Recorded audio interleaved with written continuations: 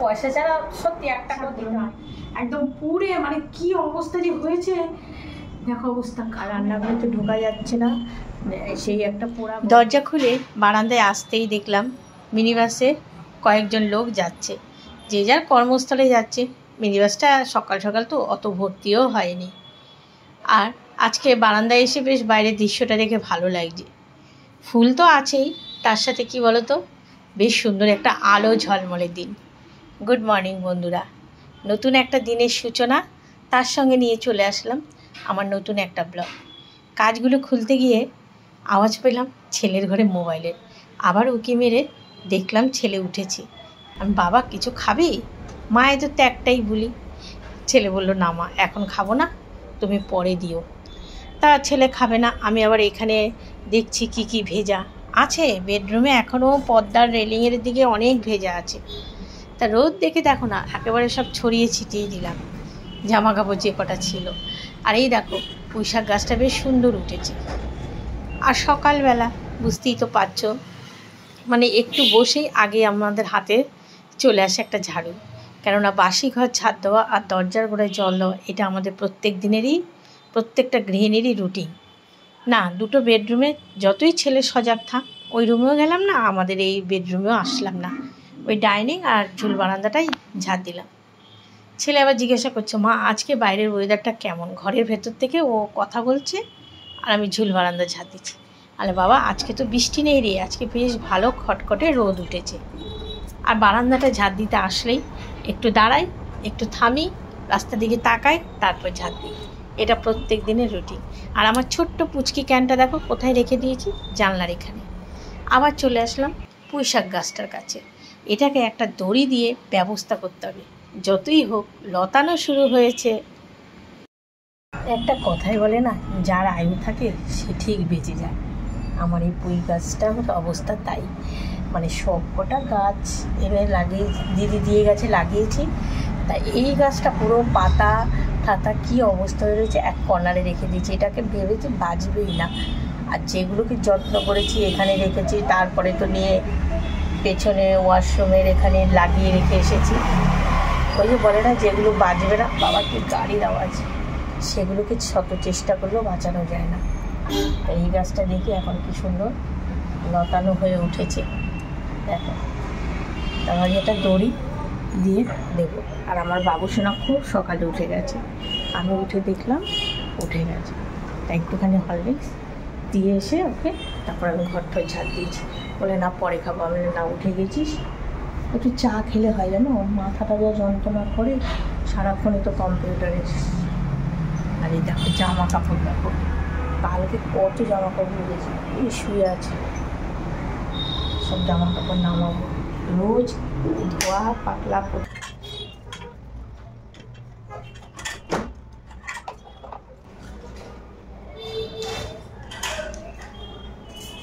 বসে থাকো, চা করি, তারপরে বিস্কুট দিয়ে দেবো।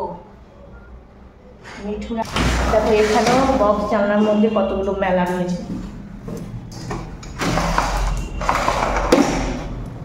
ভালো রোদ উঠেছে না, ভাদ্র মাসে রোদ। আজকে ছেলে তো আগে উঠে গেছে আর আমাদেরও শুয়ে আছে। ছেলে ডাকতে বারণ করলো, তা বললাম ঠিক আছে একটু পরেই ডেকে দেবো। ছেলে এখন গেছে বাথরুমে, তারপরে এসে দোকান খুলবে। তা ছেলের বিছানাগুলো বারান্দার বক্স গ্রিলে রাখতে গিয়ে দেখলাম যে জলওয়ালা দাদাটা জল দিয়ে যাচ্ছে।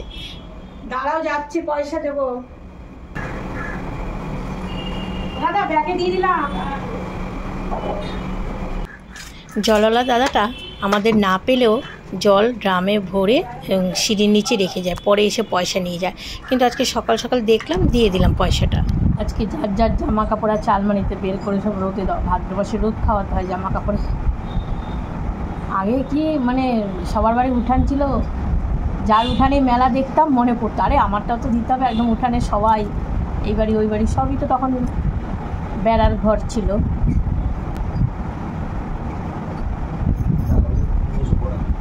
ছাটার ই করবে একটা, নালে খুলে বস গিয়ে কাজ করছি।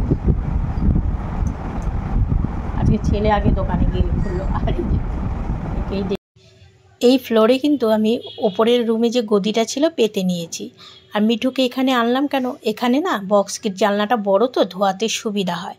আর আমি যেই মানে মিঠুকে ধোয়াচ্ছি তখনই পাশের বাড়ি মেয়েটা ওর বাচ্চা নিয়ে এসেছে, ডাকাডাকি করছে।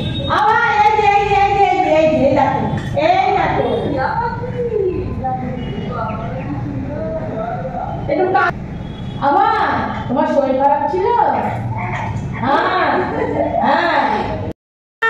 এটা আমাদের ভাই হয়। এই যে এইরকম করো, এরকম করো, হাই করো, হাই হাই করো। হ্যাঁ, পাখি দেখছে। ওর মাকে আমি পড়িয়েছি, এখন ওর ছেলে বড় হয়ে গেছে। বলায় কি হয়েছে গো? আরে এই যে আমাদের পাশের বাড়ির মেয়ে, ওকেই পড়াতাম। ও হচ্ছে তারকেশ্বর বিয়ে হয়েছে, ছেলে হয়ে গেছে। সে চাউমিনটা সেদ্ধ করে একটু মানে ঠান্ডা জল দিয়ে ধুয়ে তারপরে হচ্ছে একটু তেল মাখিয়ে রাখলাম, ঝরঝরে থাকবে পরে। জানালা দিয়ে মেয়ে আর নাতির সঙ্গে তো বেশ ভালোই গল্প করলাম। আর এইদিকে দেরি হয়ে যাচ্ছে, আজকে আর কিছু কাঁচা ধোয়া বের করলাম না, ঘরও মোছা হয়নি। বেশ অনেকক্ষণ গল্প করলাম, যে বাড়ি করছে তো তাই সেই গল্পই করছিল। আর এগুলো মানে এই পাশের বাড়ি ওকে, ওর দুটো ভাই আছে কাকার ছেলেরা, তারপরে আমাদের বাবু, আশেপাশের এখানকার ছেলে মেয়েগুলোকে আমি পড়াতাম। আর সবাই দিদিমণি, এক ডাকে দিদিমণিদের বাড়ি কোনটা। তখন যেন ঘর ছিল একটা, তার মধ্যেও কত আনন্দ। শিক্ষক দিবস, সরস্বতী পুজো, কী আনন্দ সহকারে বাচ্চাগুলো করতো। আমার বাড়িতেই মানে সরস্বতী পুজোতে সব রাত জেগে জেগে মানে কত আনন্দ করতো ওরা। সেই সব দিনগুলো তখন তার ভিডিও করিনি, করলে হয়তো সেগুলো থাকলে আজকে কত ভালো লাগতো। কথা বলতে বলতে এ দেখো চাউমিনটাও হয়ে গেছে। এবার আমি স্নান করে নিয়েছি, ভালো রোদ উঠেছে। আগে জামা কাপড়গুলো মেলে দিয়ে আসি, তারপর ঠাকুর পুজো দেবো। দেখো কী পরিমাণে রোদ উঠেছে, গাছগুলো দেখা যাচ্ছে, অনেকগুলো সাদা কণ্ঠ ফুল আছে, নিয়ে যাও।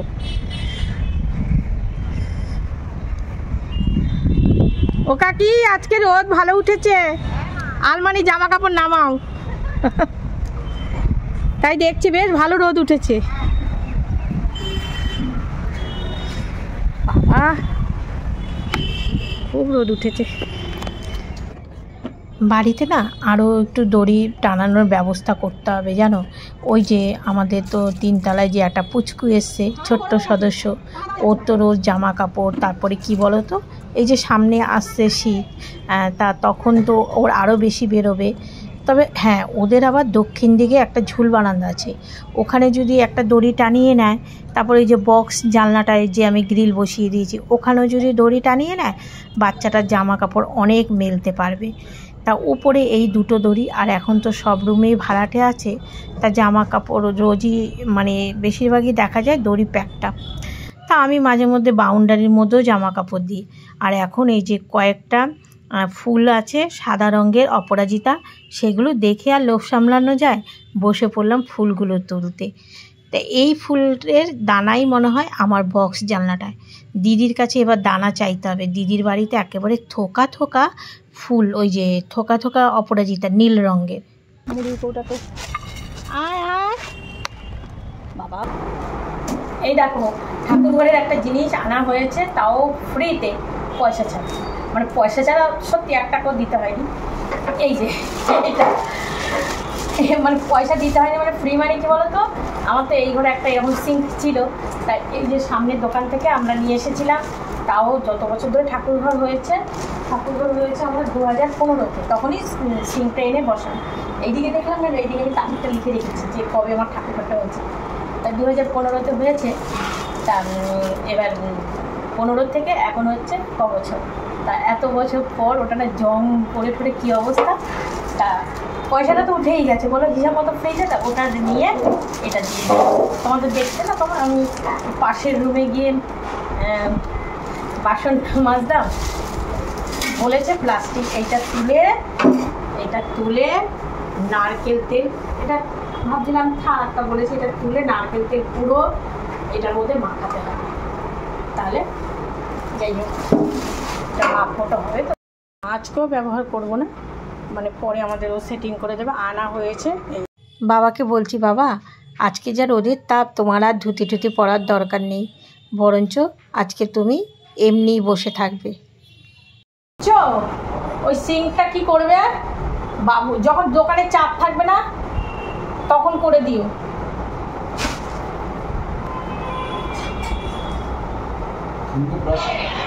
করিনি, আমি সেটিং করিনি। তুই এখানে এসে বসেছিস, ছাদে তো খাবার দিয়ে এসেছি। হ্যাঁ, এবার খাও, এখানে বসে বসে খাও, তারপরে পিঁপড়ে আবার ধরলে তো আরেক জ্বালা। এই ব্যাগটার মধ্যে বসে খা, থাক ওইখানে বসেই খা। যাই চুলটাকে আটকিয়ে রান্নাঘরে যাই, কি ভাত বসিয়ে আগে জলের বোতলগুলো ভরবো, তারপরে ঘর মুছবো। শাশুড়ি মা মনে আসেনি বাজার থেকে, আসলে আওয়াজ দিত।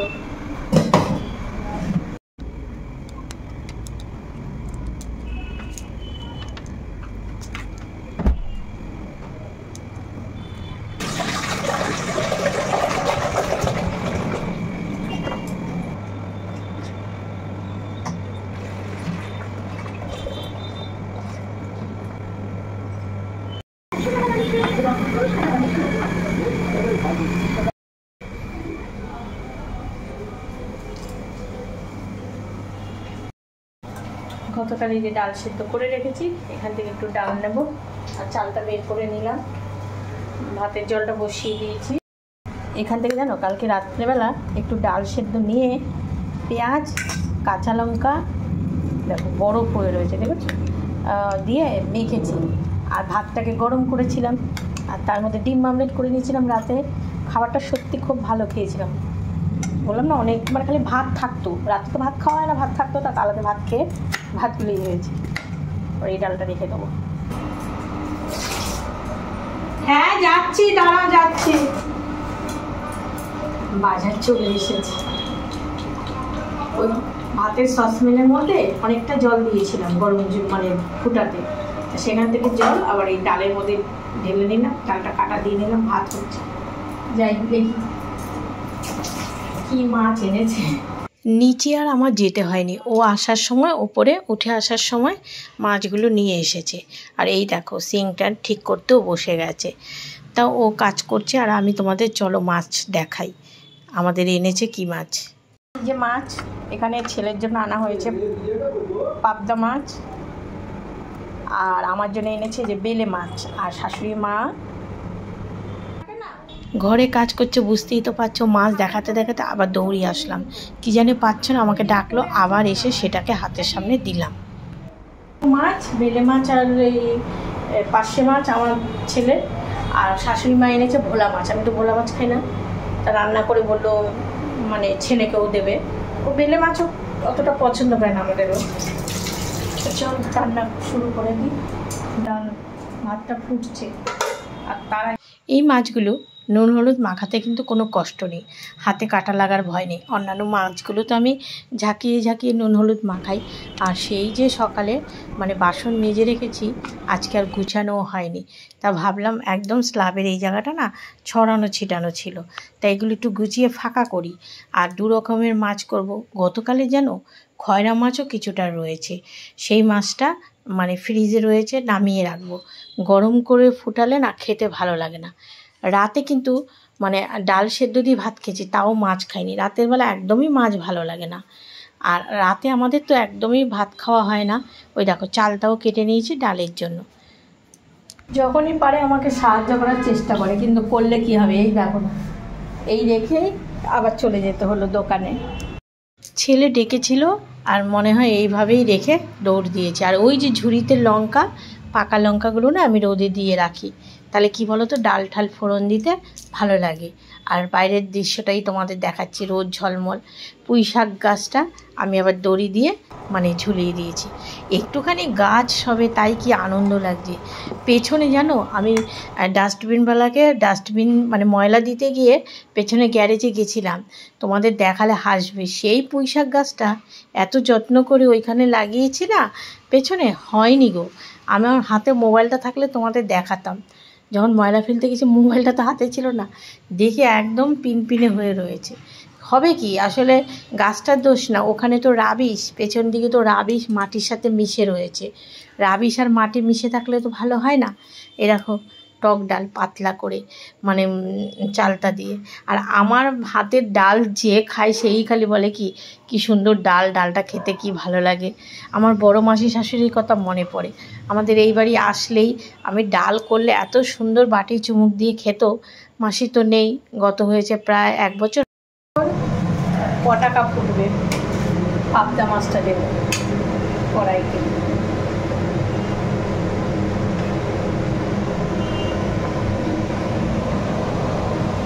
দিব আর টোপ দিতে হবে।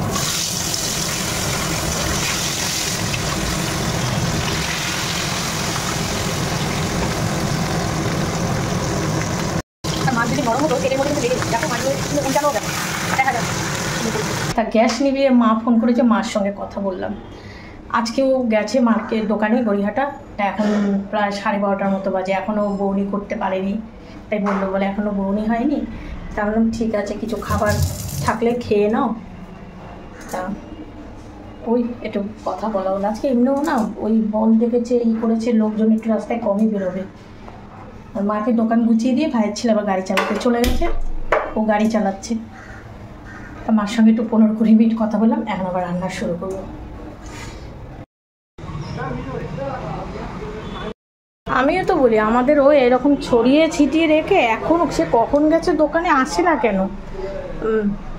তা দেখলাম ছেলের ওই যে কলেজের বন্ধুরা 3-4 জন এসছে, ছেলে ওখানে, ব্যাস বন্ধুরা এসছে গল্প করছে বাইরে বেরিয়ে। ওই জন্য ওদের গ্রুপটা দেখলে সত্যিই আমার ভয় লাগে, কেননা কখন কি সিদ্ধান্ত নেয়। হঠাৎ হয়তো অভিযোগ উঠলো চল তারাপি, চল দীঘা, মানে ছেলেদের ওই বন্ধুদের গ্রুপটা। কারণ সবই তো এখনও ব্যাচেলার, ভাইয়ের ছেলেটা এখন আপাতত সরে গেছে। দই, লঙ্কার গুঁড়ো, জিরের গুঁড়ো দিয়ে পাবদা মাছের ঝালটা করব। এই দেখো বেশ ভালোই হয়েছে, ছেলে তো ভালোই খেয়েছে। আর পাবদা মাছটা নামিয়ে তারপরে বেলে মাছটা করব। আবার খয়রা মাছ রয়েছে, তোমাদের তো বললাম আছে কত রকম মাছের আইটেম। বেলে মাছ কিন্তু খুব নরম, আর ধনে পাতা দিয়ে বেলে মাছ খেতে ভালোই লাগে। কালকে যে খয়রা মাছ রান্না করেছি সে খয়রা মাছও রয়েছে। বেলে মাছটা ভেজে নিলাম। বেলে মাছ না বেগুন দিয়ে ভালো লাগে, কালো জিরে দিয়ে। কিন্তু কি বলতো, ওই যে খয়রা মাছের ঝোলটা রয়েছে বেগুন দিয়ে করা, তাহলে আর এই জন্য বেগুন দিলাম না, শুধুই কালো জিরে আর জিরে বাটা এই দিয়ে করবো। এটার মধ্যে বেলে মাছটা করব। বেলে মাছটা লাল করে ভেজে নিয়েছি, আর বেলে মাছটাও জ্যান্ত ছিল জানো তো। জ্যান্ত মাছ একটু ভালোই টেস্ট হয়। আর একদম গা মাখা করেছি। আর ধনে পাতাটা কেটেছি, ধনে পাতাটা যা ছিল পুরোটাই কেটেছি। কিছুটা বেলে মাছের দেওয়ার পর কিছুটা ধনে পাতা বেঁচে গেল। কী আর করবো, সেটাও কী করলাম বলো তো, কয়েকটা বড়া করে নিলাম।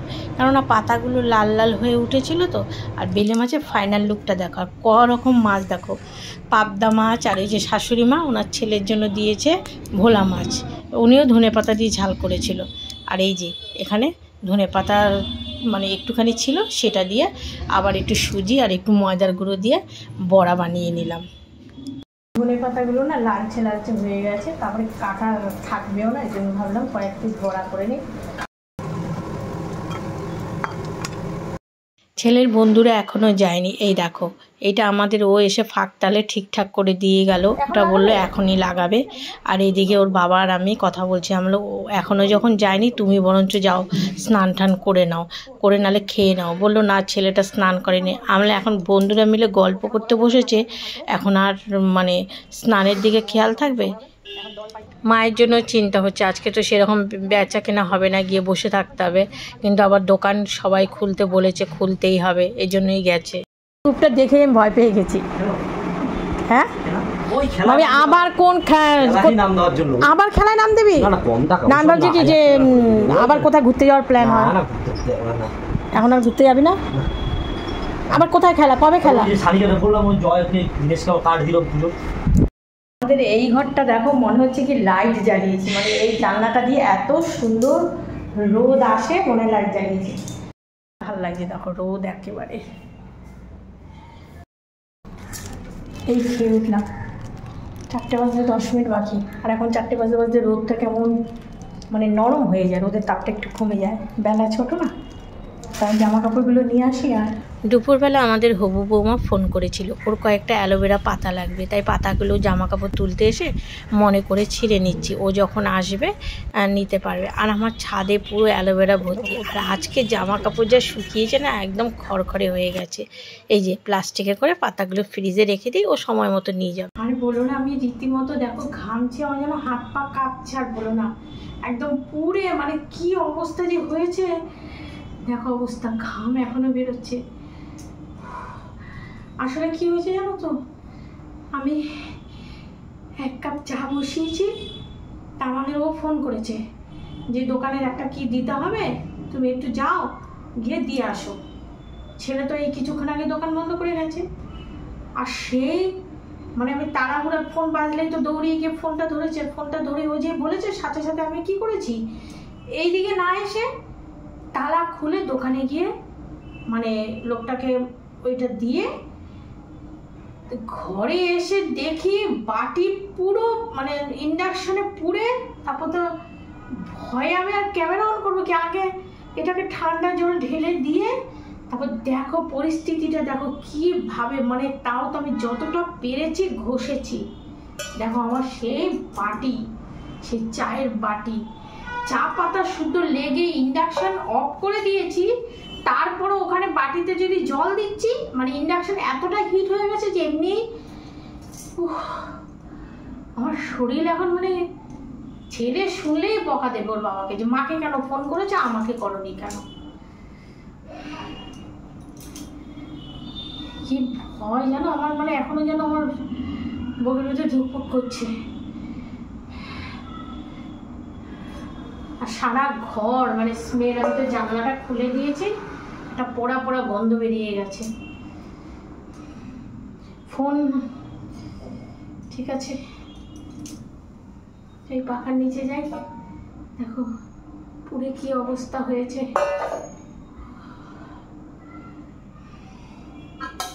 এখন রাত 10টা বাজতেই যায়, একটু আটা মাখবো।